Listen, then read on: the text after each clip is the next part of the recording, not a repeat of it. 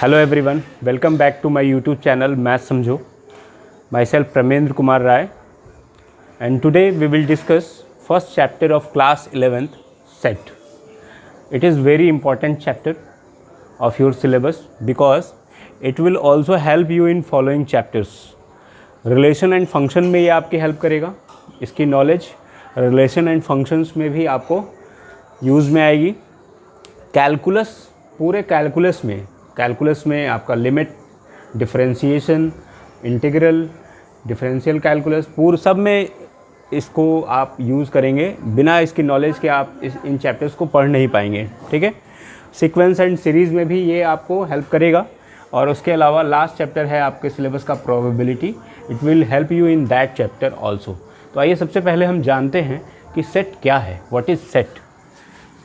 Set is a well defined collection of objects, well defined collection of distinct object. ठीक है.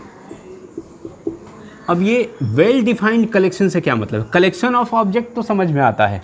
Well defined collection of object से क्या मतलब है? Well defined का मतलब, सपोज करिए कि दो अलग अलग स्टूडेंट्स हैं. मैंने पूछा कि बेस्ट 5 एक्टर्स के नाम बताइए. तो देखें, जब मैंने आदित्य से पूछा तो आदित्य ने बताया आमिर खान, बॉबी,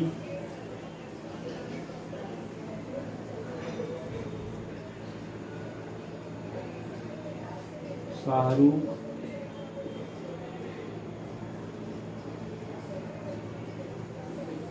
सलमान एंड सन्नी देओल. ठीक है. वहीं जब मैंने जिम्मी से पूछा तो जिम्मी ने बताया रणबीर कपूर,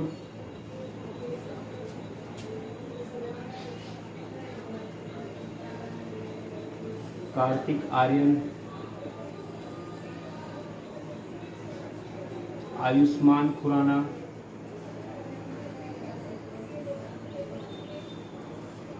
अमिताभ बच्चन,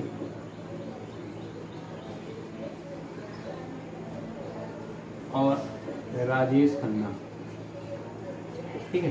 तो देखिए, आपने क्या देखा कि बेस्ट 5 एक्टर्स के जो नाम हैं वो पर्सन टू पर्सन वेरी कर रहा है. ठीक है. आदित्य के लिए बेस्ट 5 एक्टर्स कुछ और हैं, जिम्मी के लिए कुछ और है. तो because of that this is not well defined collection. ठीक है. वेल डिफाइंड कलेक्शन वो होता है, मींस जो पर्सन टू पर्सन वेरी ना करे, अलग अलग लोगों के लिए अलग अलग राय ना हो, सबकी सेम राय हो, तभी वो वेल डिफाइंड कलेक्शन होगा. ठीक है. तो एक, अगर मैं दूसरा एक एग्जांपल लूं, ठीक है, तो और मैं कहता हूं कि फिर से मैंने 2 स्टूडेंट से पूछा, ठीक है, कि ऐसे 10 नेचुरल नंबर्स बताइए जो 10 के बराबर हों, जो 10 के बराबर हों या 10 से छोटे हों. ठीक है. Tell me the set of 10 natural numbers those are either less than 10 or equal to 10. Okay. तो what he will tell. Suppose Aditya से पूछा तो आदित्य ने मुझे बताया 1 2 3 4 5 6 7 8 9 10. फिर मैंने रमेश से पूछा तो रमेश ने भी मुझे बताया 1 2 3 4 5 6 7 8 9 10. ठीक है. तो आपने क्या देखा, यहाँ ऑब्जेक्ट जो है पर्सन टू पर्सन वेरी नहीं कर रहा है. ये जो एलिमेंट्स हैं ये पर्सन टू पर्सन वेरी नहीं कर रहे हैं, दोनों पर्सन के लिए सेम है. या किसी और से भी आप पूछेंगे तो वो भी यही बताएंगे, first 10 natural numbers of from natural number set. Okay. तो इस तरह से सेट क्या हुआ? Set is a well defined collection of objects. अब आइए देखते हैं कि हम उसको रिप्रेजेंट कैसे करते हैं, उसको लिखते कैसे हैं. ठीक है. Students, there are 3 methods to represent a set. उससे पहले सबसे पहले तो हमें ये जानना है कि सेट को हम लिखते कैसे हैं, ठीक है। तो देखिए किसी भी सेट को रिप्रेजेंट करने के लिए हम कैपिटल लेटर का यूज़ करते हैं और कैपिटल लेटर में उसको इस तरह से रिप्रेजेंट करते हैं। सपोज मुझे अगर सारे वॉवेल्स को का सेट रिप्रेजेंट करना है तो हम क्या लिखेंगे, AEIOU, ठीक है। तो इस तरह से हम सेट को रिप्रेजेंट करेंगे, दोनों तरफ कर्ली ब्रैकेट रहेगा, ठीक है। और उसको हम सारे एलिमेंट्स को कॉमा से सेपरेट करेंगे, ठीक है। ये इंडिविजुअली हर एक ऑब्जेक्ट को क्या कहेंगे, एलिमेंट ऑफ सेट ए, ठीक है। सेट क्या है, सेट ए है, तो ये एक एक एलिमेंट ए क्या है, it is a element of set A. Similarly E is a element of set ए, ठीक है। इस तरह से हम सेट को रिप्रेजेंट करते हैं। इसी तरह से हम किसी दूसरे सेट को भी रिप्रेजेंट कर सकते हैं, ऐसे जैसे हमने लिया 1 2 3 4, ठीक है, set of natural numbers less than 5, ठीक। इस तरह से कैपिटल लेटर में और कर्ली ब्रैकेट में हम रिप्रेजेंट करेंगे। तो students there are 3 methods to represent a set. वो सबसे पहला मेथड है रोस्टर मेथड। रोस्टर मेथड, ठीक है। रोस्टर मेथड में हम सेट को सिंपली जैसे मैंने अभी रिप्रेजेंट किया था इस तरह से कॉमा से सेपरेट करके लिख देते हैं, ठीक है। This is means her element को फिजिकल रूप में हम उसको यहाँ रिप्रेजेंट करते हैं। इस मेथड को कहते हैं रोस्टर मेथड, ठीक है। और सेकंड मेथड है set builder form. Set builder form, ठीक है। इसमें हम सेट को शॉर्ट में लिखते हैं, कैसे, जैसे सपोज इस सेट को लिखना है अगर मुझे शॉर्ट में, तो हम क्या लिखेंगे कि x such that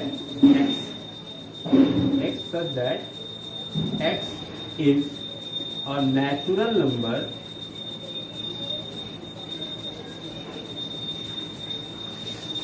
less than 7, ठीक है। x such that x is a natural number less than 7, ठीक है। ये such that का साइन है, ठीक है। ये रिप्रेजेंट करता है कि x क्या है, x जो सेट का एलिमेंट है वो x है and it is a natural number less than 7, ठीक है। इसको हम लोग ऐसे भी लिख सकते थे, ये भी सेट बिल्डर फॉर्म ही है। x such that x belongs to capital N। Capital N किसको रिप्रेजेंट करता है स्टूडेंट्स, नेचुरल नंबर के सेट को रिप्रेजेंट करता है। And x is less than 7, इसको हम ऐसे भी लिख सकते थे शॉर्ट में, ठीक है। तो ये है सेट बिल्डर फॉर्म, ठीक है। और थर्ड मेथड है विजुअल फॉर्म। विजुअल फॉर्म, ठीक है। विजुअल फॉर्म में हम क्या करते हैं कि किसी भी सेट को एक इलिप्स में ऐसे, सपोज करो कि ये सेट है, इलिप्स में हम एलिमेंट्स को रिप्रेजेंट करते हैं, जैसे 1 2 3 4 5 6 ऐसे रिप्रेजेंट करना है। तो हम इस तरह से विजुअल फॉर्म में सेट के एलिमेंट्स को रिप्रेजेंट करते हैं, ठीक है स्टूडेंट्स। तो आइए देखते हैं कुछ क्वेश्चंस। तो क्वेश्चन स्टूडेंट्स, फर्स्ट क्वेश्चन है which of the following are sets. First है उसमें first option, the collection of all the months of year beginning with the letter J. आपको इसमें उन सारे मंथ्स के नेम बताने हैं जो लेटर जे से शुरू होते हैं, ठीक है। तो हम क्या क्या लिखेंगे, देखिए जे फॉर जनवरी शॉर्ट में लिखते हैं, फिर जनवरी के बाद क्या आएगा, फरवरी एफ से शुरू होता है, मार्च एम से, अप्रैल ए से, मई एम से, फिर जून आता है जून, और जून के बाद जुलाई, फिर उसके बाद अगस्त, सितंबर, अक्टूबर, नवंबर, दिसंबर, कोई भी जे से शुरू नहीं होता है। तो इस सेट के 3 मेंबर्स हैं, जनवरी, जून एंड जुलाई, ठीक है। आप पूरा लिखेंगे, मैंने शॉर्ट में लिखा है लेकिन आप पूरा लिखेंगे JANUARY, ठीक है। तो ये क्या है, इट इज़ अ सेट। क्यों, क्योंकि किसी से भी पूछेंगे वो यही बताएगा कि वो मंथ्स जो जे से शुरू होते हैं वो हैं जनवरी, जून एंड जुलाई। ठीक है, next the collection of most talented writers of India. देखिए, रमेश से पूछेंगे वो कुछ और बताएगा, महेश से पूछेंगे वो कुछ और बताएगा, किसी का भी आंसर कॉमन नहीं होगा। सबकी सोच जैसा सोच है, जो वो जिनको पसंद करते हैं उनके हिसाब से वो डिसाइड करेंगे कि कौन मोस्ट टैलेंटेड एक्टर्स हैं, राइटर्स हैं इंडिया के। तो इसलिए that's why it is not a set, it is not a set. Why it is not a set? Because the answers will vary person to person. ठीक है, इसके answer क्या करेंगे, पर्सन टू पर्सन वेरी करेंगे, अलग अलग होंगे, इसलिए। थर्ड है the collection of all even integers. ठीक है, अब किसी से भी पूछेंगे वो क्या बताएगा कि सबसे पहला इवन इंटीजर 2 है, फिर 4 है, फिर 6 है, फिर 8 है, फिर 10 है, 12 है एंड सो ऑन, चलता जाएगा कहाँ तक, इनफाइनाइट तक। ठीक है, तो इस तरह से ये क्या है, इट इज़ अ सेट। ठीक है, इट इज़ अ सेट, ये भी एक सेट है। Okay, come to the next question. Next question students, represent the given sets in set builder form. इन सेट्स को हमें सेट बिल्डर फॉर्म में रिप्रेजेंट करना है। तो आइए देखते हैं कैसे करेंगे। तो देखिए, यहाँ पे आप देख रहे होंगे कि मेंबर्स क्या है, 2, 4, 6, 8, 10। सबसे पहले तो आपने क्या देखा, ये सारे क्या हैं, इवन नंबर्स हैं और एक सीक्वेंस में है। तो देखिए हम इनको कैसे रिप्रेजेंट करेंगे, x such that x is a even number, even natural number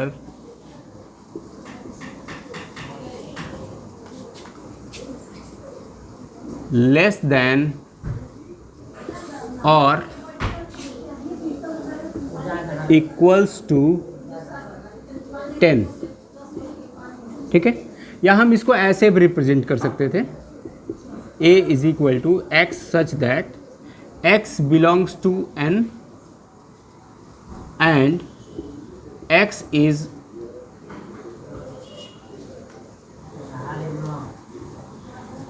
such that x is a even number, x is a even number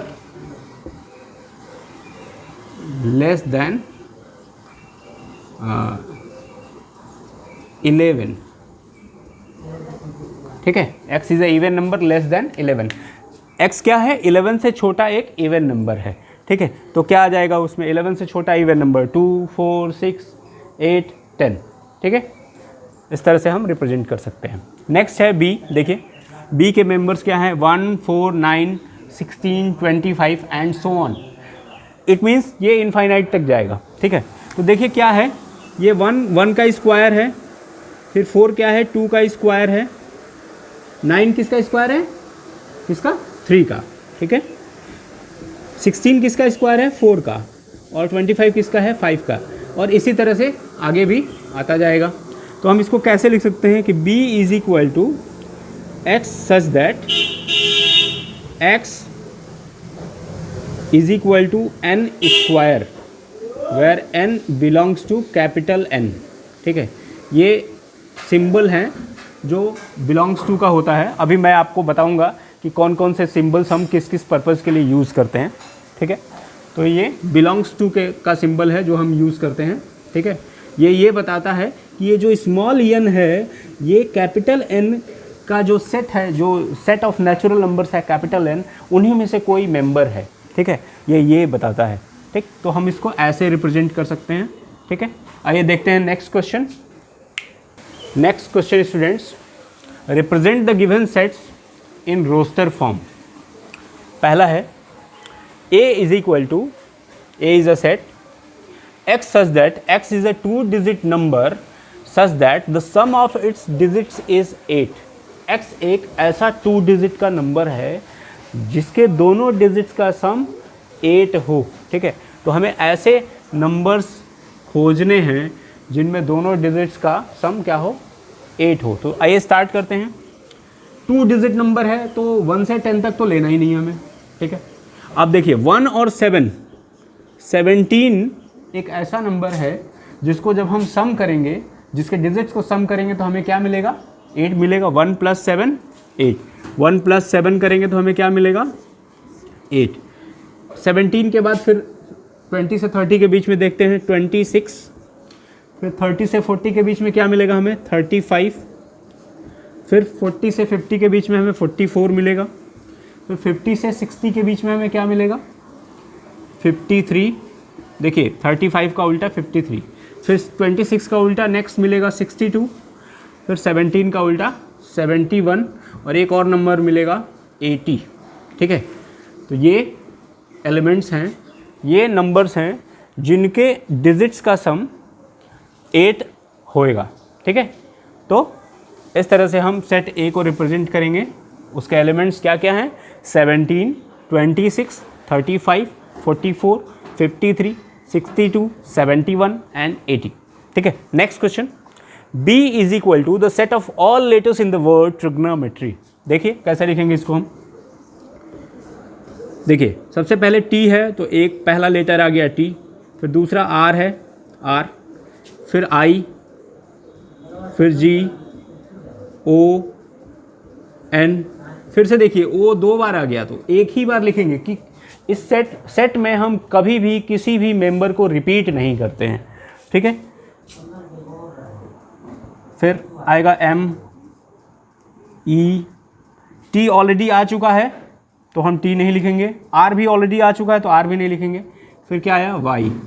ठीक है, तो इस तरह से हम रिप्रेजेंट करेंगे। दो चीज़ें स्टूडेंट्स, कभी भी हम किसी मेंबर को रिपीट नहीं करते और सेट में ऑर्डर का कोई मतलब नहीं होता। मतलब हम किसी सेट को सपोज लिखिए मैंने लिखा 1 2 3 4, ठीक है, या हम इसको लिखें 2 3 1 4। ठीक है, दोनों सेम सेट है, इसमें कोई अंतर नहीं है। ठीक है, तो ऑर्डर हम कोई भी रखें, लिखने का क्रम हम कोई भी रखें, उससे सेट में इफेक्ट नहीं पड़ता। Okay students, let's move to the next topic. तो students there is some important symbols commonly use in set. तो देखिए पहला है, इस सिंबल को हम कहते हैं बिलोंग्स टू। क्या कहते हैं? Belongs to. ठीक है, इसको कहते हैं फॉर एवरी या फॉर ऑल। ठीक है, ये जो उल्टा ई है, ठीक है, उल्टा ई, ये क्या है? उल्टा ए है, रिवर्स ए है, ये उल्टा ई है, इसको कहते हैं देयर एग्जिस्ट। ठीक है, इसका मतलब होता है देयर एग्जिस्ट। तो हमें कभी भी जब देयर एग्जिस्ट लिखना होता है तो हम इस सिंबल का यूज़ करते हैं। ठीक है, ये दो सिंबल्स हैं, एक है कॉलन, खड़ी लाइन पूरी, ये और ये दोनों ही सच दैट के लिए यूज़ होते हैं। ठीक है, जैसे अभी हम लोग जब सेट को रिप्रेजेंट कर रहे थे तो उसमें हमने सच दैट देखा था। ठीक है, तो ये सिंबल सच दैट के लिए रिप्रेजेंट होता है। और ये जो कॉमा है इसको हम दैट पढ़ते हैं। ठीक है, दैट के लिए ये सिंबल हम यूज़ करते हैं। Okay students, that's all for today. Next video में हम टाइप्स ऑफ सेट के बारे में पढ़ेंगे। Thank you.